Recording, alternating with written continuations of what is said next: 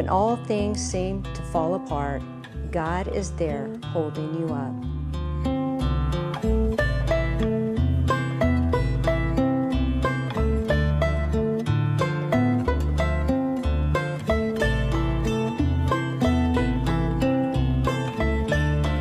Nashville's contemporary Christian and country songwriter, music artist, and performer, Gary Chapman, has received countless awards, #1 singles, Dove Awards, Grammy nominations, and several times named Male Vocalist of the Year. His passion for reaching the world with his songs of hope, faith, and laughter has reached millions. But his life hasn't always been a smooth ride. This is his story. This is today's Nashville. This is faith. Gary Chapman, it has been a long time. I've been wanting you on my show forever. We have talked about this for a long time. At least a couple of years. And then COVID hit. Yeah. But I heard about that. Yeah. But thank you for inviting me to sit down. You have been so busy over decades. Let's go back. Wow. When did it all start? It's a long way back. I came to Nashville when I was 19. That's 45 years ago. And it's just been a bizarre, fabulous, wild ride. And it does not slow down. I know, you've been so busy. It just doesn't. Well, I think a lot of that is choice. I think we all get to make that choice every morning. Am I going to fire into this day, or I'm going to sit on my tail and let it come at me, wash over me, and I'm not very good at that. So. Well, you were born in Oklahoma, correct? Yes. Okay. Waurika, Oklahoma, which is 12 miles from the Texas border. I tell people that I was clinging to the uterine wall. You can make it, Mama, you can make it. And she did not. We did not get to Texas. No, I grew up in Texas all my life, starting when I was about 6, I guess. But born in Oklahoma, love it there. And your dad was a pastor? Assembly of God pastor his entire life. How was that like growing up as a... You know what? It's historically horrible. Preachers' kids rightfully get a reputation for being, pretty rowdy as a rule, because they all live in varying degrees of some kind of repression. My parents were amazing about that particular thing. Our house was safe. It's not like they didn't have rules. Trust me, they had them and they enforced them. But it was somewhere that I could feel absolutely safe. Because when you pastor in a small town, like it's 2,000 people, De Leon, Texas, and he was much beloved. So despite the fact that there were tons of churches and everybody went to one, he didn't pastor them all on Sunday morning, but when the wheels came off, he was just a great pastor, and people knew he was somebody that could help them. So he kind of pastored the town to some degree. That means that, there's nowhere to go without being caught. Well, I love your history and your story, and we'll get to it, but it almost comes full circle with your dad at the end. I read that, and what you and your wife did, and took care of him. But before we get into that, I want to talk to you about how you are one of the most sought after contemporary Christian and country music artists here. And how did that all start? When did God start pulling you into music and songwriting? Right. My mom stood me up on a piano bench when I was 3, and the two of us sang an old song called Inside the Gate. And an old fella in the church came up to me after the service, and he said, "Son, you did a good job." And he stuck a brand new buffalo nickel in my hand. How old were you? I was 3. And I never looked back. That just seemed ridiculous to me, that I could get up and do something I love to do, and somebody pay me for it? Are you kidding? So I always knew that I was going to do music somehow. And that's when I came to Nashville. I started out playing. One of my very first jobs was with the singing Rambos. I'm sure you remember Dottie Rambo and all that. Dottie, how old were you then? I would have been probably 18, sneaking up on 19 by then. And it was just awesome. It was a great job. They were paying me $175 a show. And we were working 3 or 4 nights a week. And I'm sharing a 1-bedroom apartment with 3 other guys, right? And nobody's ever home, all musicians. And I thought I was on top of the absolute world. And on top of that, Dottie, she saw something and she took me under her wing and she taught me how to write songs. Until Dottie came along, I was just the kid in class that could finish the dirty rhyme quickest. Well, I'm telling you, you have become a famous songwriter. So tell me some of the songs that you've written and who inspired them? Well, it's not a stock answer, it's actually the truth. God inspires them all. Creativity is His. The enemy can't actually create anything. He mimics things. But God makes things out of nothing. And when He lets you participate in that, it is as godly as I ever get. It's just such an honor to be a part of that process. Now, obviously, you have to work at it a bit. When I first came to town, I really worked hard at being a songwriter. Every day, I'd have 2 or 3 writing sessions and just work hard, because there is a craft to it. And then over the years, I realized that the songs I worked the hardest on, they didn't have an ounce of fat on them. They might get cut, but they would never be a single. It would never be something that impacted people. And then every now and then, it's like you step off a curb and this song-shaped bus just mows you down. You did not see it coming. And it's literally as quickly as I can write it down. That's when I know that I'm just here for the ride, you know? And it's awesome. It's humbling and it's awesome. Those are the songs that have the longest life. When was that moment that you knew? And do you remember one of the songs that you just knew? Absolutely.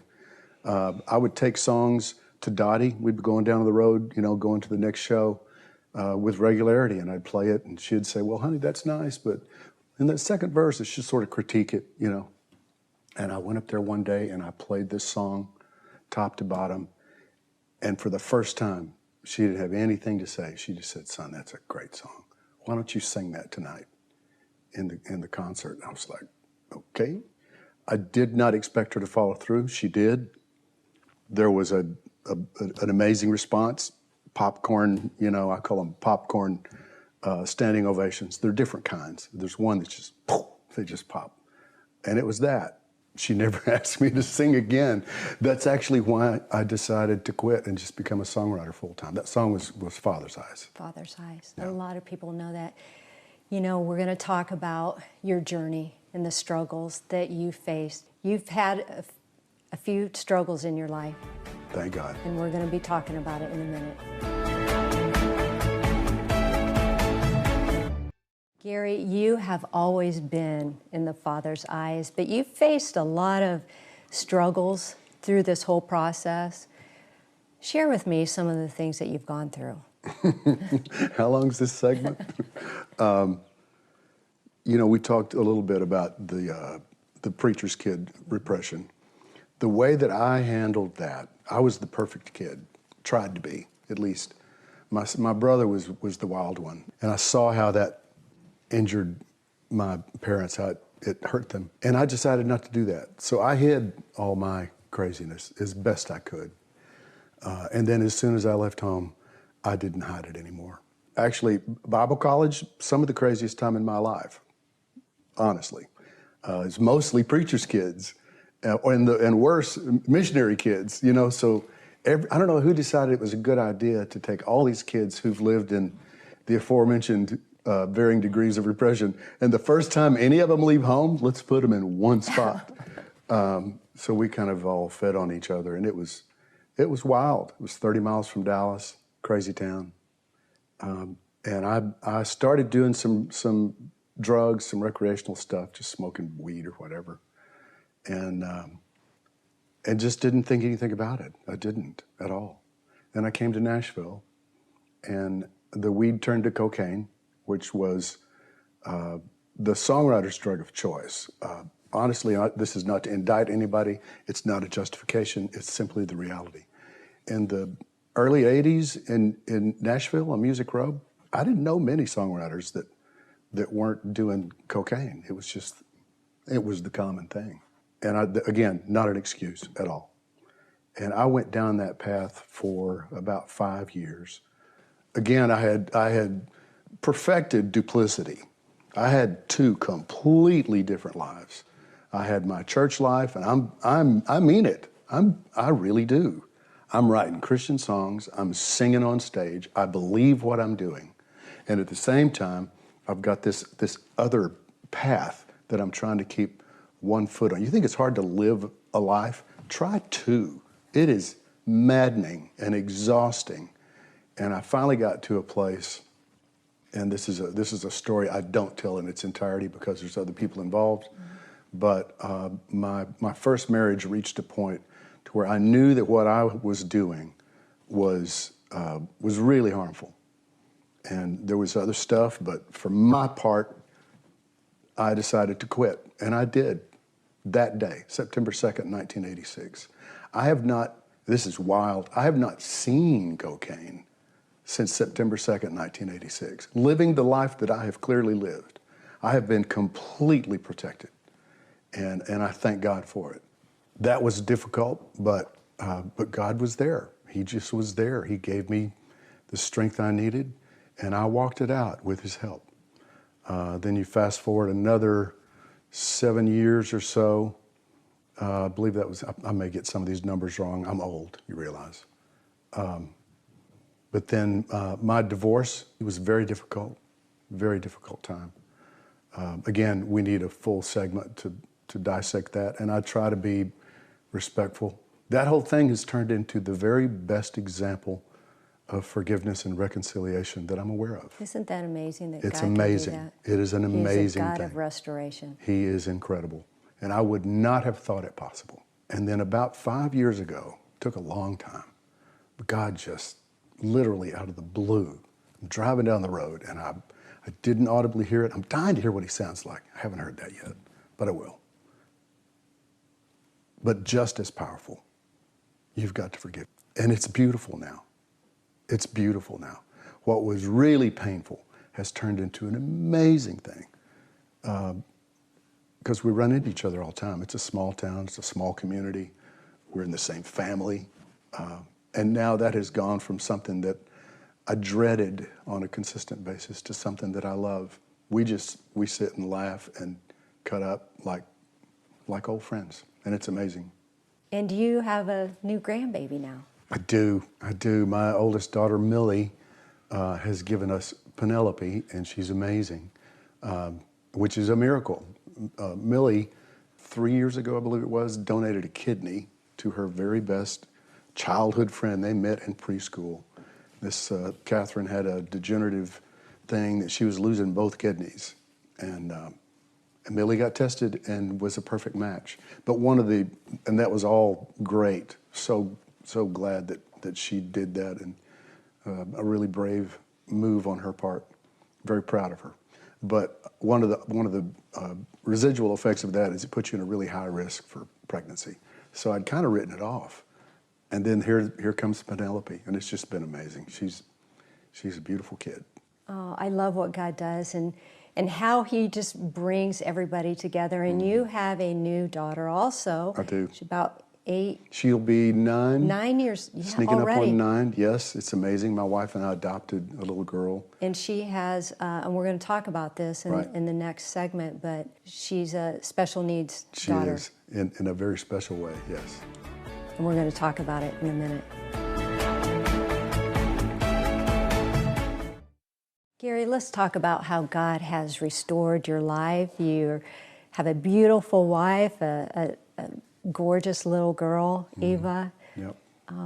Share with me what God has been doing in your life now. Well, Eva Rose is an amazing story.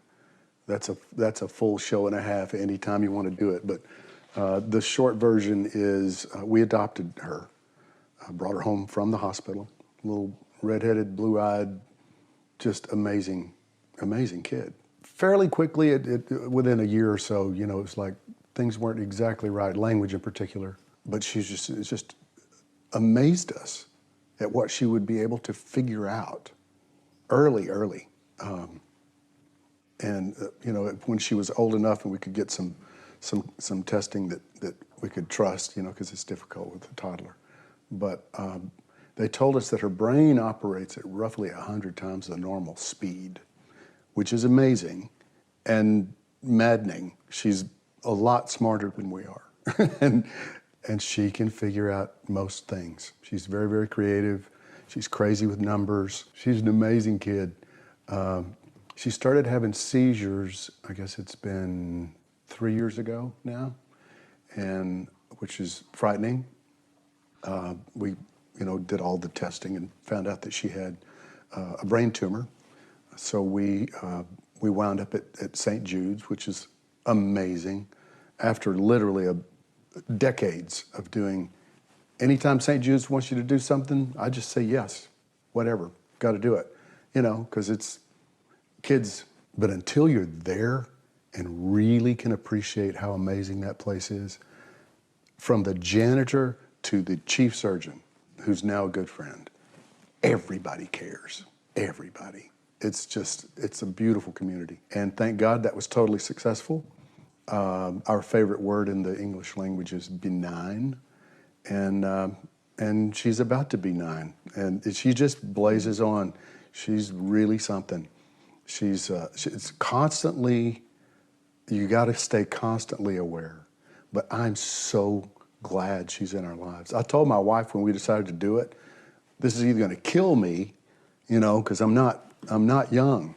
But in my head, I'm 12, you know. So I said, it's either going to kill me or it's going to put 30 or 40 years on my life.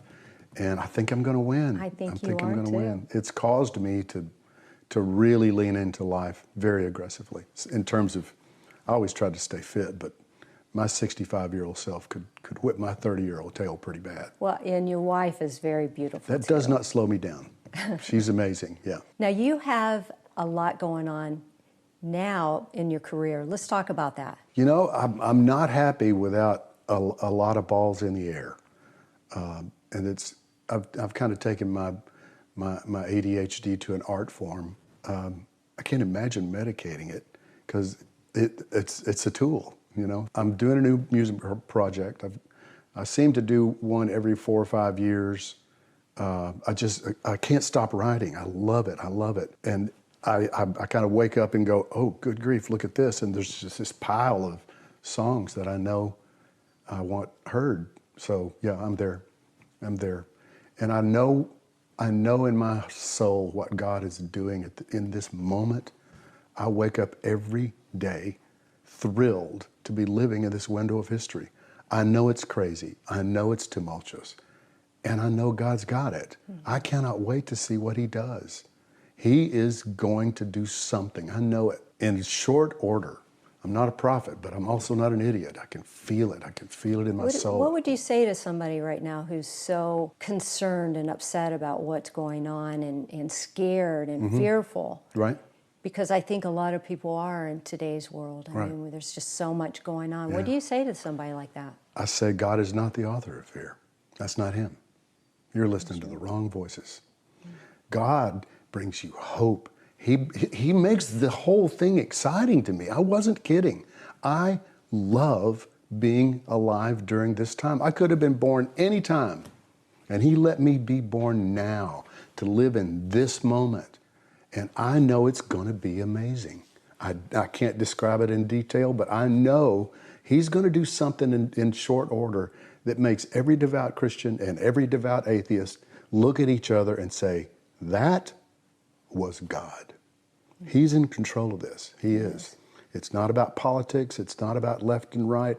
It's about right and wrong. It's about good and evil. It's about God and Satan slugging it out. Guess who wins? Spoiler alert. We win this thing. I'm just looking forward to it. It's going to be amazing. You know, I follow you on social media and have listened to some of your podcasts, and you really make me laugh. Well, that's good. And not so everybody. Well, no, I know. Well, you have a sense of humor that I don't know a lot of people know about it, but God's really using that too. And You have a new show coming out. I do. I'm doing a show called Turbulent Truth. It actually starts airing at the end of this week, and it's a buddy of mine. His name's Scott Kutcher. He's just this really smart, really opinionated, very funny, and when he and I sit down and talk, it's pretty rapid fire. We kind of talk over each other half the time, but it's always at least mildly entertaining. It generally gets pretty funny. Both of us are very conservative, so we kind of feed each other on that, and we just talk about whatever is happening in the world, and the world has given us lots of material. It's awesome, so we're having a good time with it. Share one episode or something that you've discussed that just makes people laugh. Oh, wow. Or anything that's... No, I can do it. I can do it. The whole transgender thing that, everybody's, the thing about... The swimmer. I used to be a swimmer. Okay. My little girl's a swimmer. Mm-hmm. She could swim when she was 6 months old.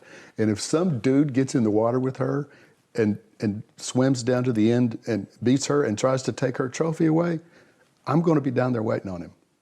I'm not going to hit him, but I'm going to talk to him about the choices he's making in life, because somebody has not done it, and it'll be my lot in life to straighten that out. I was born with 2 boys. I'm a triplet. Yeah. We were all swimmers. Yeah. We all swam the same stroke. No kidding. But they would, there was no question they could beat me. Well, yeah, come on. Life is so much simpler than the enemy wants it to be. Yeah. Again, the confusion, the taking away of our true identity, because your true identity is found in Jesus. It is. And Jesus is yet to tell anybody, I screwed up. I made you a boy, but you're not. He has not done that yet, and he's not planning to. That confusion has got to be avoided, and the only way to do it is to lose yourself in Jesus. Lose yourself in him, and you will be more joyful. You will see the world differently. Well, Gary, we only have about a minute or so. What would you say to somebody who's listened to you right now? I would say have hope. Have hope. Yes, the world is on fire, and it's okay. Well, it's absolutely okay. I absolutely love what God has done. He's brought you full circle. And I remember your dad coming back to your home. Yes. And what would you do? You started the hymns? Yeah. The thing that brought him comfort toward the end of his life was me sitting on the edge of the bed singing the songs that he had taught me 50 years previous.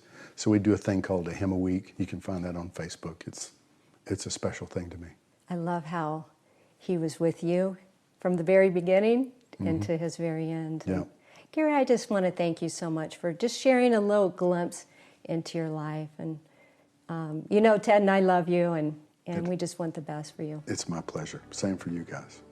My friend, are you struggling with restoration in your life and you need it?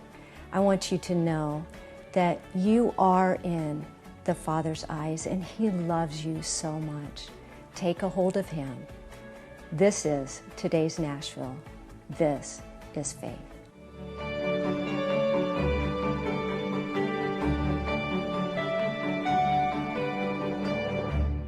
Cornerstone Television wishes to thank all our faithful viewers whose consistent prayers and financial support have made this program possible.